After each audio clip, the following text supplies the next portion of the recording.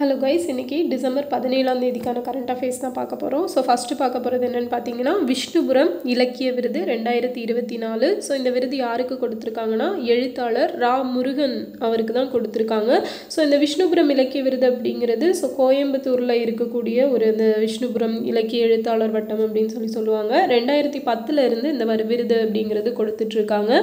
So ரா முருகன் அவர்கள் நிறைய புத்தகங்கள் எல்லாம் எழுதியிருக்காங்க. இவரோட ஒரு குறிப்பிடத்தகுந்த புத்தகம் எதுன்னு பார்த்தீங்கன்னா, பெருநாவல் ஒன்று எழுதியிருக்காரு. ஓகே, அதோட நேம் அரசூர் வம்சம் அப்படிங்கிறது. ஸோ ரா முருகன் அந்த நாவலோட பெயர் என்ன அப்படிங்கிறத ஞாபகம் வச்சுக்கோங்க.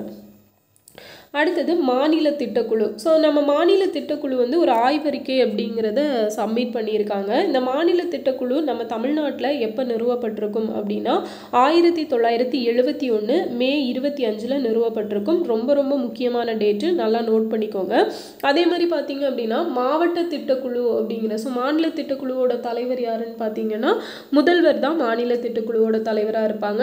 மாவட்ட திட்டக்குழுவோட தலைவர் யாருன்னா மாவட்ட ஊராட்சி மன்ற தலைவர். ஓகே, ஸோ அதை நோட் பண்ணிக்கணும். கண்டிப்பாக ஸ்டேட்மெண்ட்டில் ஏதாவது கேட்டாங்க அப்படின்னா குழப்பிடும். ஓகேவா, நல்லா பார்த்துக்கணும். மாவட்ட திட்டக்குழுவோட தலைவர் யார்? மாவட்ட ஊராட்சி மன்ற தலைவர். மாநில திட்டக்குழுக்கு முதல்வர் தான் தலைவர். ஸோ இவங்க என்ன ஆய்வறிக்கை கொடுத்துருக்காங்க அப்படின்னா, நம்ம முதல்வர் அவர்கள் நிறைய திட்டங்கள் எல்லாம் கொண்டு வந்தாங்க இல்லையா. ஸோ அந்த திட்டங்களில் எவ்வளவு ஸ்டூடெண்ட்ஸ் பயன்பெற்றிருக்காங்க, எவ்வளோ பெண்கள் பயன்பெற்றிருக்காங்க அப்படிங்கிறத ஒரு ரிப்போர்ட்டை தான் கொடுத்துருக்காங்க. ஸோ என்னென்ன திட்டம் அப்படின்னா, காலை உணவு திட்டம், புதுமை பெண் திட்டம், அதுக்கப்புறம் தமிழ் புதல்வன் திட்டம், எண்ணும் எழுத்தும் திட்டம். ஸோ இந்த திட்டங்களை பற்றி தான் அறிக்கை அளிச்சிருக்காங்க. இதில் ஒவ்வொன்றா பார்க்கலாம். காலை உணவு திட்டம் அப்படிங்கிறது ஸோ இது எப்போ ஃபஸ்ட்டு அறிமுகப்படுத்தியிருப்பாங்கன்னா 15 செப்டம்பர் 2022 மதுரையில் இருக்க ஆதிமூலம் அப்படிங்கிற இடத்துல இருக்க ஒரு ஸ்கூலில் வச்சு தான் ஸ்டார்ட் பண்ணியிருக்காங்க. ஸோ 1 to 5th வரைக்கும் இருக்கிற ஸ்டூடெண்ட்ஸ்க்கு காலை உணவு அளிக்கிறது தான் இந்த திட்டம். ஸோ இது ஸ்டார்டிங்கில் ஒரு 1545 பள்ளிகளில் மட்டும் கொண்டு வந்திருப்பாங்க ஒரு முன்னோடி திட்டமாக. அதுக்கப்புறம் பார்த்தீங்க அப்படின்னா 25/8/2023 அன்னைக்கு திருக்குவளையில், கலைஞர் பிறந்த ஊரான திருக்குவளையில் இருக்கிற ஒரு ஸ்கூலில் வச்சு தமிழ்நாடு ஃபுல்லாக இருக்கிற எல்லா ஸ்கூல்ஸ்க்குமே இதை எக்ஸ்பேண்ட் பண்ணியிருப்பாங்க. ஓகேவா, ஸோ இந்த திட்டத்தின் மூலமாக மொத்தமாக எத்தனை பேர் பயனடைஞ்சிருக்காங்க அப்படின்னா 20,73,536 குழந்தைகள் பயனடைஞ்சிருக்கதா சொல்லியிருக்காங்க. ஸோ அது மட்டும் இல்லாமல் இந்த காலை உணவு கொடுக்கறதன் மூலமாக பிள்ளைங்கள்லாம் சீக்கிரமாகவே ஸ்கூலுக்கு வந்துடுறாங்க, கரெக்டாக லீவ் எடுக்காமல் வந்துடுறாங்க. அது மட்டும் இல்லாமல் 90% அளவுக்கு அவங்களோட நினைவாற்றல் அப்படிங்கிறது இன்க்ரீஸ் ஆகிருக்கு. ஸோ நினைவாற்றல் மட்டுமல்ல, அவங்க பேசுகிறது, எழுதுறது, வாசிக்கிறது எல்லாமே இம்ப்ரூவ்மெண்ட் ஆகிருக்கு அப்படிங்கிற ஒரு ரிப்போர்ட்டையும் கொடுத்துருக்காங்க. அடுத்தது புதுமை பெண் திட்டம். ஸோ இந்த புதுமை பெண் திட்டம் எப்போ ஸ்டார்ட் பண்ணியிருப்பாங்க? 5/9/2022 ஸ்டார்ட் பண்ணியிருப்பாங்க. ஸோ இதில் நகர்ப்புறத்தில் இருக்கிற மாணவிகளை விட கிராமப்புறத்தில் இருக்கிற மாணவிகள் தான் அதிகமாக பயனடைஞ்சிருக்கிறதா சொல்லியிருக்காங்க. ஸோ புதுமை பெண் திட்டம் அப்படிங்கிறது மூவலூர் ராமாமிர்தம் அம்மையார் நினைவு திருமண உதவி திட்டம் அப்படிங்கிறத மாற்றாக கொண்டு வரப்பட்டது தான் இந்த புதுமை பெண் திட்டம். இந்த புதுமை பெண் திட்டத்தில் அரசு பள்ளிகளில் பயின்று உயர்கல்வி பயில்ற மாணவிகளுக்கு, அதாவது 6th to 12th கவர்மெண்ட் ஸ்கூலில் படிச்சிருக்கணும் தமிழ் வழியில். அதுக்கப்புறம் அவங்க உயர்கல்வி படிக்க போகிறப்ப மாதம் 1000 ரூபாய் வழங்குவது தான் இந்த திட்டம். ஸோ இதன் மூலமாக பிசி, எம்பிசி, எஸ்டி ஸோ இந்த கேட்டகரியில் இருக்கிற பெண்கள் அதிகமாக பயனடைஞ்சிருக்காங்க அப்படின்னும் 99.2% அளவுக்கு அவங்க தான் பயனடைஞ்சிருக்காங்க. ஸோ யார் பயனடையணுமோ அவங்க தான் பயனடைஞ்சிருக்காங்க அப்படிங்கிற சொல்லியிருக்காங்க. அதாவது சொல்லப்போனால் பார்த்தோம் அப்படின்னா நம்பர்ஸில் 2023-24 டைம் பீரியடில் 2,73,596 மாணவிகளும், மொத்தமாக இது ஸ்டார்ட் பண்ணப்பையில் இருந்து 2022 இப்போ வரைக்கும் பார்த்தீங்கன்னா 3,28,280 மாணவிகளும் பயனடைஞ்சிருக்கிறதா சொல்லியிருக்காங்க. அடுத்தது தமிழ் புதல்வன் திட்டம். ஸோ இந்த திட்டம் எப்போ ஸ்டார்ட் பண்ணாங்க? 9/8/2024 கோயம்புத்தூரில் வச்சு தான் ஸ்டார்ட் பண்ணியிருப்பாங்க. ஸோ இதுவுமே அரசு பள்ளிகளில் பயின்று உயர்கல்வி பயிலும் மாணவர்களுக்கு மாதம் 1000 ரூபாய் வழங்குகிற திட்டம் தான் இந்த தமிழ் புதல்வன் அப்படிங்கிற திட்டம் இல்லையா. ஸோ இந்த திட்டத்தின் மூலமாகவும் மாதம் இப்போ ரீசெண்டாக தான் தொடங்கியிருக்காங்க அப்படிங்கிறதுனால ஒவ்வொரு மாதத்துலேயும் கிட்டத்தட்ட 3 லட்சம் மாணவர்கள் இதன் மூலமாக பயனடைகிறதா சொல்லியிருக்காங்க. அடுத்தது எண்ணும் எழுத்தும் திட்டம். ஸோ இந்த திட்டம் பார்த்திங்கன்னா 13 ஜூன் 2022 ஸ்டார்ட் பண்ணியிருப்பாங்க. ஸோ இது ஸ்டார்ட் பண்ணுறப்ப 1லேருந்து 5th வரைக்கும் இருக்கிற ஸ்டூடெண்ட்ஸ்க்கு அப்படின்னு சொல்லி தான் 1 to 3rd வரைக்கும் இருக்கிற ஸ்டூடெண்ட்ஸுக்குன்னு சொல்லி ஸ்டார்ட் பண்ணியிருப்பாங்க. அதுக்கப்புறம் தான் வந்து 2023 1லேருந்து 5வது வரைக்கும் இருக்க பிள்ளைங்களுக்குன்னு சொல்லி இதை எக்ஸ்பேண்ட் பண்ணியிருப்பாங்க. ஸோ இது மெயினாக எதுக்காக கொண்டு வந்திருப்பாங்கன்னா இந்த கொரோனா பீரியடில் பிள்ளைங்களோட அந்த வாசிக்கும் திறன் அந்த கேப்பபிலிட்டி வந்து ரொம்பவே கம்மியாயிடுச்சு. ஸோ அந்த கற்றல் இடைவெளி வந்து சரி பண்ணுறதுக்காக தான் இந்த திட்டத்தை கொண்டு வந்திருப்பாங்க. இதோட நோக்கம் என்னென்னா 2025க்குள்ளே வாசித்தல் எழுதுதல் அடிப்படை எண் கணித திறன் அடைவதை உறுதி செய்கிறது தான் இந்த திட்டத்தோட நோக்கம். ஓகேவா? அப்போ இந்த திட்டம் எல்லாமே ரொம்ப ரொம்ப முக்கியம். எப்போ தொடங்குனாங்க அப்படிங்கிறது கொடுத்துருக்கேன். அண்ட் இதனால் பயனடைந்தவர்கள் எவ்வளவோ அப்படிங்கிறதும் கொடுத்துருக்கேன். ஸோ கண்டிப்பாக இதில் வந்து கொஸ்டின்ஸ் எக்ஸ்பெக்ட் பண்ணலாம். அடுத்தது மலிவு விலை மின்சாரத்தில் முன்னணியில் உள்ள மாநிலம் எது அப்படின்னா தமிழ்நாடு அப்படிங்கிற ஒரு ரிப்போர்ட் கொடுத்துருக்காங்க. ஸோ நம்ம தமிழ்நாட்டில் தான் ஒரு 100 யூனிட் ஃப்ரீ, அதுக்கப்புறம் 100 யூனிட்டுக்கு பார்த்தீங்க அப்படின்னா 113 ரூபாய் அப்படிங்கிற ரேஞ்சில் இருக்குது. நார்த்லலாம் பார்த்தீங்க அப்படின்னா ஒரு யூனிட்டுக்கு 800 அந்த ரேஞ்சுக்கெல்லாம் இருக்கிறதா சொல்கிறாங்க. அடுத்தது கலைஞர் கைவினை திட்டம். ஸோ இந்த திட்டம் வந்து எதற்கு மாற்றாக கொண்டு வர்றாங்க அப்படின்னா சென்ட்ரல் கவர்மெண்ட் கொண்டு வந்த விஸ்வகர்மா திட்டத்துக்கு மாற்றா. ஸோ விஸ்வகர்மா திட்டம் ஃபர்ஸ்ட் வந்து கலைஞர் கைவினை திட்டம் என்னென்னு பார்த்துடலாம். ஸோ இதில் வந்து 25 வகையான வேலைகள் செய்யக்கூடியவங்களோட இந்த கைவினை தொழில் செய்வாங்கள்ல அவங்களோட வாழ்க்கை தரத்தை முன்னேற்றுறது தான் இந்த திட்டத்தோட முக்கியமான நோக்கம். அண்ட் அப்படி என்ன பண்ணுவாங்க அப்படின்னா 3 லட்சம் வரைக்கும் பிணை இல்லாத கடன் வந்து கொடுப்பாங்க. 50,000 மானியம், அந்த கடனுக்கான மானியம். அது போக வட்டி கட்டுவாங்க இல்லையா, ஸோ அதுக்கு 5% வட்டி மானியமும் கொடுத்துட்றாங்க. இதுக்கான வயது வரம்பு வந்து 35 வயசுக்கு மேற்பட்டவங்க மட்டும்தான் இதுக்கு அப்ளை பண்ண முடியும்.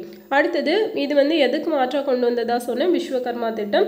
ஸோ செப்டம்பர் 17, 2023 கொண்டு வந்திருப்பாங்க.